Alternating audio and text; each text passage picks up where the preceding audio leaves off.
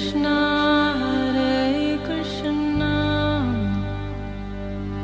Krishna Krishna Hare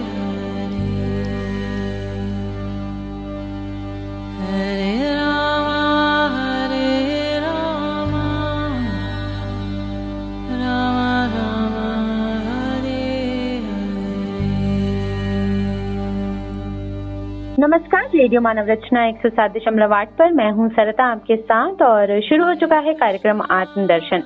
श्रोताओं, जैसा कि आप सब जानते हैं, इस कार्यक्रम के माध्यम से हम बहुत सारा आध्यात्मिक ज्ञान आप तक पहुंचाने की कोशिश करते हैं और बहुत सारी पुस्तकों, ग्रंथों, महापुराणों के बारे में हम इस कार्यक्रम में बात कर भी चुके हैं।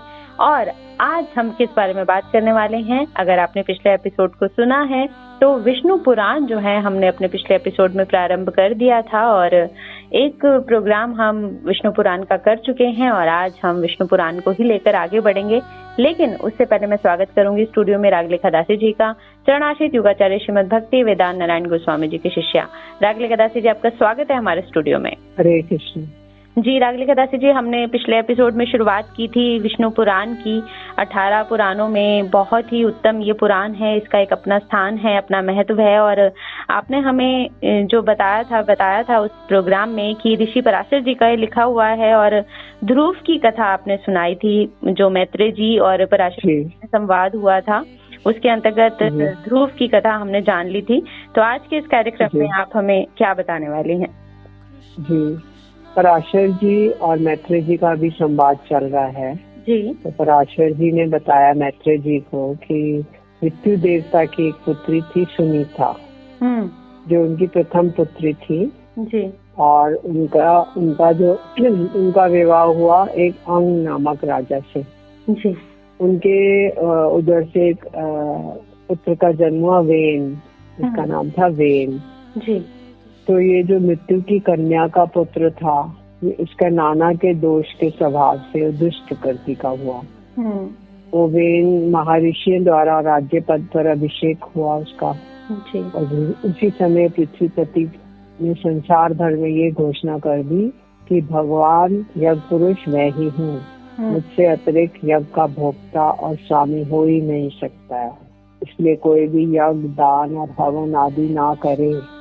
तब ऋषियों ने पृथ्वीपति के पास उपस्थित होकर पहले खूब उसकी प्रशंसा की, फिर सांत्वना युक्त मधुर वाणी से कहा, हे राजन, हे पृथ्वीपति, तुम्हारे राज्य और देह के उपकार और प्रजा के हित के लिए हम जो बात कहते हैं सुनो, तुम्हारा कल्याण हो।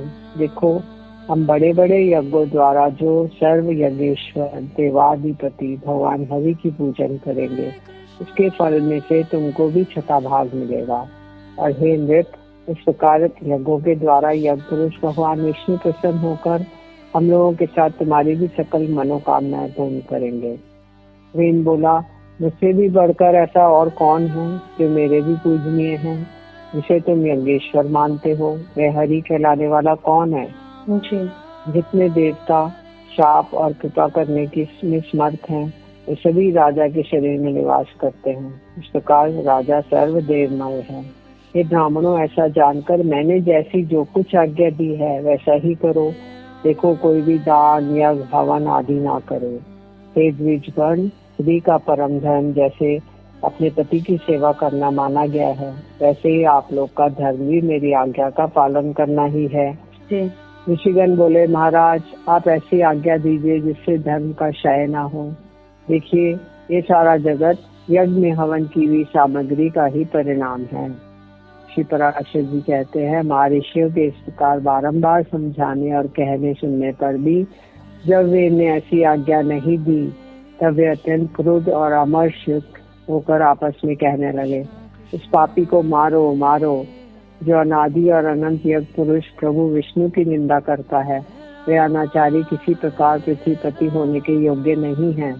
ऐसा कहकर मुनिगणों ने भगवान की निंदा आदि करने के कारण पहले ही मरे हुए उस राजा को मंत्र से पवित्र किए हुए कुशाओं से मार डाला। तदनंतर उन मुनीश्वरों ने सब और बड़ी धूली उड़ती देखी। उसे देखकर उन्होंने अपने निकटवर्ती लोगों से पूछा, ये क्या है? उन पुरुषों ने कहा, राष्ट्र के राजाहीन हो जाने से दीन दुखिया लोगों ने चोर बनकर दूसरों का धन लूटना आरंभ कर दिया है। तब उन सब मुनीश्वरों ने आपस में सलाह कर उस पुत्रहीन राजा की जंगा का पुत्र के लिए यत्न पूर्वक मंथन किया।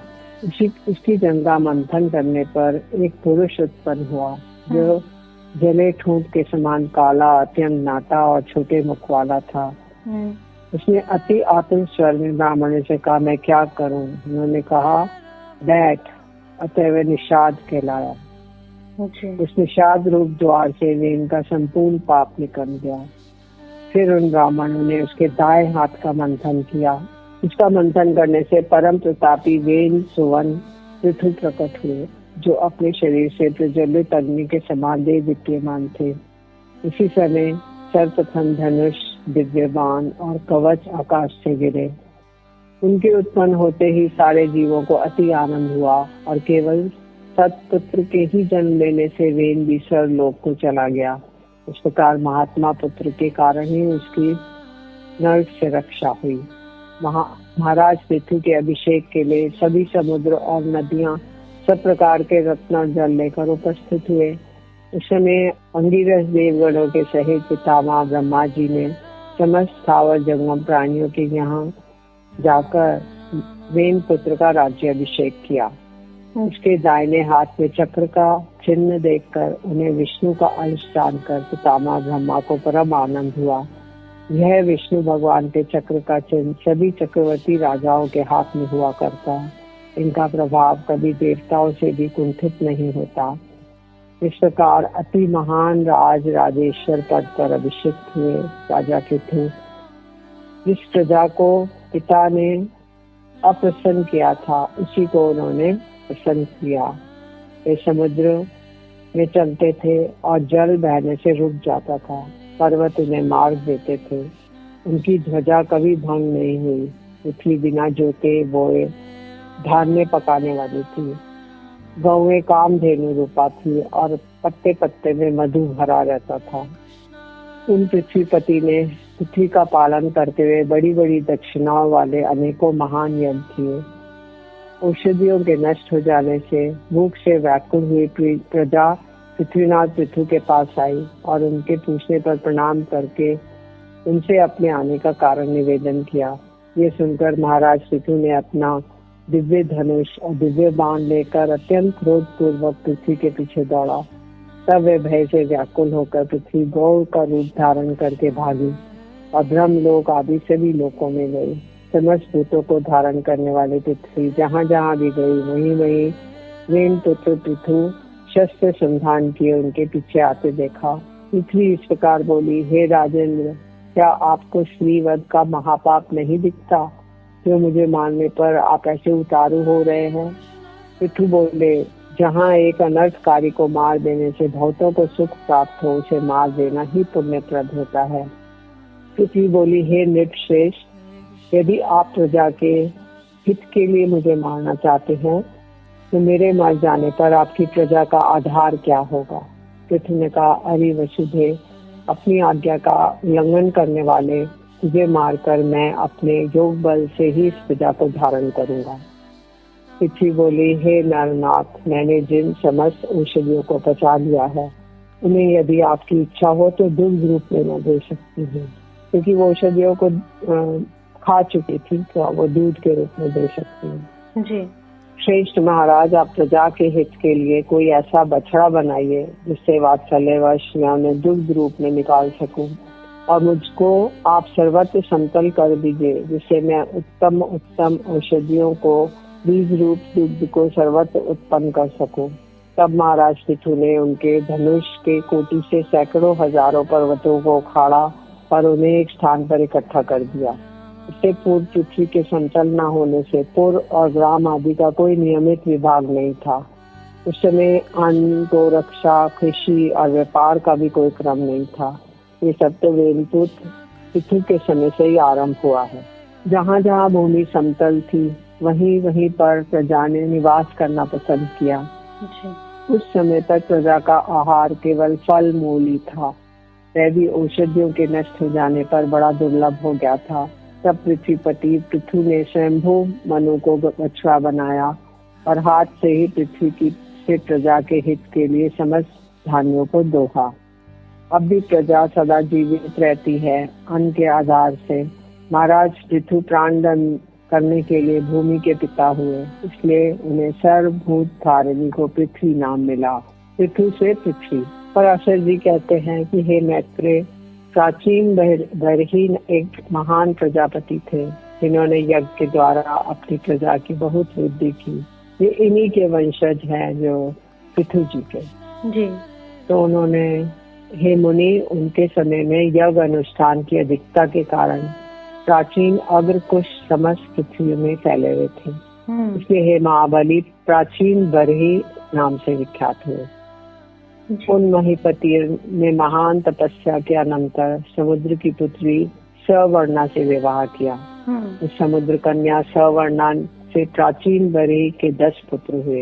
ये प्रचेता नामक से सभी पुत्र धनुर्विद्या में पारंगमी थे। उन्होंने समुद्र के जल में रहकर 10,000 वर्ष तक समान धर्म का आचरण करते हुए घोर तपस्या की।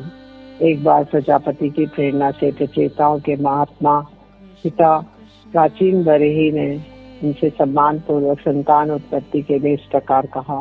प्राचीन बरही बोले, हे पुत्रों, देवादिदेव ब्रह्मा जी ने मुझे आज्ञा दी है कि तुम प्रजा की वृद्धि करो और मैंने भी उनसे बहुत अच्छा कह दिया है।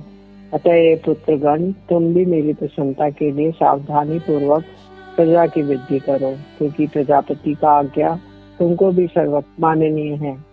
तो चेता बोले, हे तात, जिस कर्म से हम प्रजा वृद्धि में समर्थ हो सके उसकी आप हमसे भली प्रकार व्याख्या कीजिए। पिता ने कहा, भगवान विष्णु की आराधना करने से मनुष्य को निसंदेह इष्ट वस्तु की प्राप्ति होती है और किसी उपाय से नहीं। इसके सिवा और मैं तुमसे क्या कहूँ। यदि तुम सफलता चाहते हो तो तुम प्रजा वृद्धि के लिए सर्वभूतों के स्वामी श्री हरि गोविंद की उपासना करो। पराशर जी कहते हैं, पिता की ऐसी आज्ञा होने पर प्रचेता नामक 10 पुत्रों ने समुद्र के जल में डूबे रहकर सावधानी पूर्वक तप करना आरंभ कर दिया। देवादिदेव श्री हरि की एकाग्र चित्त से स्तुति करी और जो अपनी स्तुति की जाने पर स्तुति करने वालों की सभी कामनाओं को सफल कर देते हैं। सुचेताओं ने 10,000 वर्ष तक तपस्या की तो भगवान श्री हरि ने प्रसन्न होकर उन्हें खिले हुए नील कमल की सी आभा युक्त दिव्य छवि के जल के भीतर ही दर्शन दिए। सुचेताओं ने पक्षीराज गरुड़ पर चढ़े हुए श्री हरि को देखकर उन्हें भक्ति भाव से भार से झुके हुए मस्तकों द्वारा प्रणाम किया। भगवान ने उनसे कहा, मैं तुमसे बहुत प्रसन्न हूँ, तुम्हें वर देने के लिए आया हूँ, तुम अपना ये अभिष्ट वर मांगो। तब प्रचेताओं ने वरदायक श्री हरि को प्रणाम कर जिस प्रकार उनके पिता ने उन्हें प्रजा वृद्धि के लिए आज्ञा दी थी वह सब निवेदन किया। तदनंतर भगवान उन्हें अभिष्ट वर देकर अंतर ध्यान हो गए और वे जल से बाहर निकल आए। प्रचेताओं के तपस्या में लगे रहने से किसी प्रकार की रक्षा न होने के कारण पृथ्वी को वृक्षों ने ढक लिया और प्रजा बहुत कुछ नष्ट हो गई। आकाश वृक्षों से भर गया। इसलिए 10,000 वर्षों तक ना तो वायु ही चली और ना प्रजा ही किसी प्रकार की चेष्टा कर सकी। जल से निकलने पर उन वृक्षों को देखकर प्रचेतागण अति क्रोधित हुए। उन्होंने रोष पूर्वक अपने मुख से वायु और अग्नि को छोड़ा। वायु ने वृक्षों को उखाड़ उखाड़ कर सुखा दिया और प्रचंड अग्नि से उन्हें जला डाला।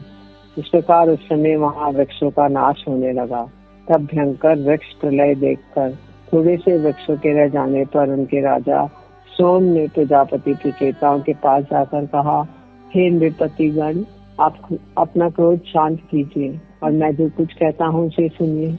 मैं वृक्षों के साथ आप लोगों की संधि करा दूंगा। वृक्षों से उत्पन्न हुई इस सुंदर वर्ण वाली रत्न स्वरूपा कन्या का मैंने पहले से ही भविष्य को जानकर अपनी किरणों से पालन पोषण किया है।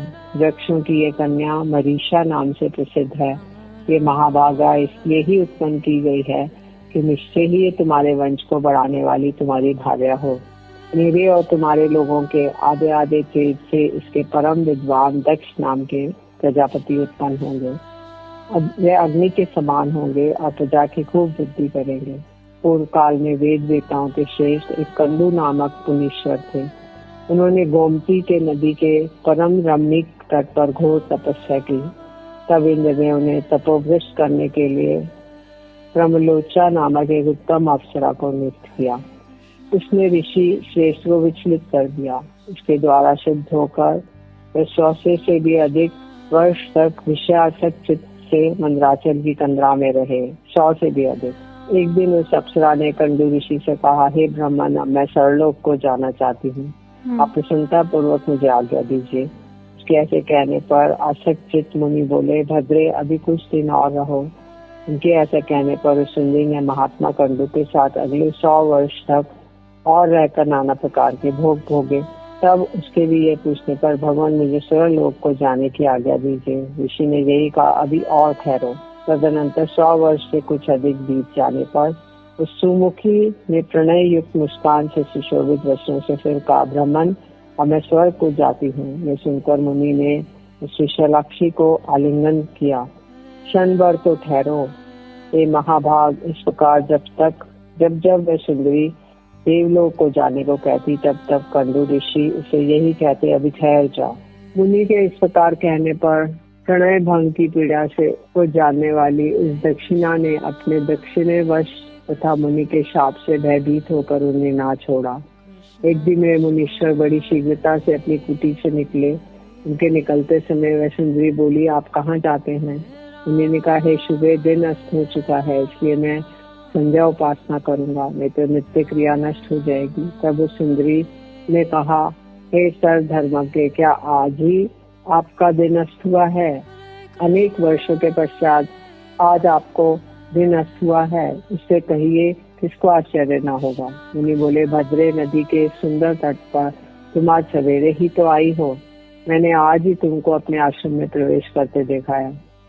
अब दिन के समाप्त होने पर यह संध्या काल हुआ है, कि सच तो कहो, ऐसा उपहास क्यों करती हो? क्रमलोचा बोली, ब्राह्मण, आपका ये कथन कि तुम सवेरे ही आई हो ठीक ही है, इसमें झूठ नहीं, परंतु इस समय तो आज सैकड़ों वर्ष बीत चुके हैं। सोम ने कहा, तब श्वेतवर ने कहा, अरे भीरू, ठीक बता, तेरे साथ रमन करते करते मुझे कितना समय बीत गया? क्रमलोचा ने कहा, आज 907 वर्ष 6 महीने और 3 दिन व्यतीत हो चुके हैं। ऋषि बोले, तू ठीक कहती है। हे शुभे, तेरी हंसी कहती है। मुझे तो ऐसा प्रतीत होता है कि मैं इस स्थान पर तेरे साथ केवल एक ही दिन रहा हूँ। क्रमलोचा बोली, हे ब्राह्मण, आपके निकट मैं झूठ कैसे बोल सकती हूँ? हे राजकुमारों, उनके सत्य वचन सुनकर मुनि ने मुझे धिक्कार है ऐसा कहकर स्वयं को अपने को कुछ भला बुरा कहा। मुनि बोले, अहो, मेरा तप नष्ट हो गया, मैं ब्रह्म देवताओं का जो धन था वह लूट गया, विवेक बुद्धि मारी गई। अहो, स्त्री को तो किसी ने मोह उपजाने के लिए ही रचा है। नरक के मार्ग स्त्री के संग से वेद्य भगवान की प्राप्ति के कारण रूप मेरे समस्त प्रयत्न नष्ट हो गए। अरे पापिनी, अब तेरी जहाँ इच्छा हो चली जा। तूने अपनी भाव भंगी से मुझे मोहित करके इंद्र का जो कार्य था वह पूरा कर लिया। मैं अब क्रोध से प्रज्वलित हुआ अग्नि द्वारा तुझे भस्म नहीं करता हूँ, क्योंकि सज्जनों की मित्रता 7 पग साथ रहने से ही जाती है। मैंने तो तेरे साथ निवास कर चुका हूँ इतने दिन, अथवा इसमें तेरा कोई भी दोष क्या है? मैं तुझ पर क्रोध करूं? दोष तो सारा मेरा ही है, क्योंकि मैं बड़ा ही अजितेंद्रिय हूँ। तू महामोह की पिटारी और अत्यंत निंदनीय है। आए, तूने इंद्र के स्वाद के लिए मेरी तपस्या नष्ट कर दी, तुझे धिक्कार है। ये ब्रह्म ऋषि उस सुंदरी से जब तक ऐसा कहते रहे, तब तक वह भय के कारण पसीने में सराबोर होकर अत्यंत कांपती रही। उस समय जिसका सारा शरीर पसीने में डूबा हुआ हो, जो भय से थर थर कांप रही थी, उस क्रमलोचा से मुनि श्रेष्ठ कंडू ने क्रोध पूर्वक कहा, अरे तू चली जा। तब बारंबार फटकाए जाने पर उस आश्रम से वह निकली और आकाश मार्ग से जाते हुए उसने अपना पसीना वृक्षों के पत्तों से पोंछा। वह बाला वृक्षों के नवीन लाल पत्तों से अपने पसीने से तर शरीर को पहुँचती हुई एक वृक्ष से दूसरे वृक्ष पर चलती गई। उस समय ऋषि ने उसके शरीर में जो गर्भ स्थापित किया था वह भी रोमांच से निकले हुए पसीने के रूप में उसके शरीर से बाहर निकल आया। उस गर्भ को वृक्षों ने ग्रहण कर लिया, उसे वायु ने एकत्रित कर दिया और अपनी किरणों से उसे पोषित करने लगे। इससे वह धीरे धीरे बढ़ गया। वृक्ष अग्र से उत्पन्न हुआ मरीषा नाम की सुमुखी कन्या तुम्हें वृक्ष कंड समर्पण करेंगे, अतः अब ये क्रोध शांत करो। इस प्रकार वृक्षों से उत्पन्न हुई एक कन्या ब्रह्मलोचा की पुत्री है और कंडू मुनि की, जो मेरी और वायु की संतान है। साधु श्रेष्ठ भगवान कंडू भी तप से क्षीण हो जाने के बाद पुरुषोत्तम क्षेत्र नामक भगवान विष्णु की निवास भूमि में गए और हे राजपुत्रों, वे महान योगी एकनिष्ठ होकर एकाग्र चित्त से ब्रह्म पार मंत्र का जप करते हुए हाथ ऊपर करके विष्णु भगवान की आराधना करने लगे। जी, बहुत ही सुंदर संवाद चल रहा है। बहुत ही ये जो पौराणिक कथा है श्रोताओं, हम जान रहे हैं विष्णु पुराण के अंतर्गत इनका उल्लेख किया गया है। यहाँ पर राजा मैत्रेय और ऋषि पराशर का संवाद चल रहा है और हमने अभी वृक्षों की कन्या की कथा जानी। जी श्रोताओं, तो अभी हमने वृक्षों की कन्या की कथा जानी। तो श्रोताओं, इस तरह की बहुत सारी कथाएं हैं जो हमारे पुराणों में, महापुराणों में जो है समाहित हैं, लिखी हुई हैं। तो इस विष्णु पुराण के अंतर्गत जो भी कथाएं यहाँ पर दी गई हैं विष्णु पुराण में, वो हम आपको जरूर इस कार्यक्रम के माध्यम से सुनाते रहेंगे। लेकिन श्रोताओं, अभी वक्त हो चला है आप लोगों से इजाजत लेने का। तो रागलिका दासी जी, आपका बहुत बहुत शुक्रिया हमारे स्टूडियो में आने के लिए। हरे कृष्ण। जी श्रोताओं, तो आज के कार्यक्रम से हमें दीजिए इजाजत और आप सुनते रहिए रेडियो मानव रचना 107.8 पर आने वाले अन्य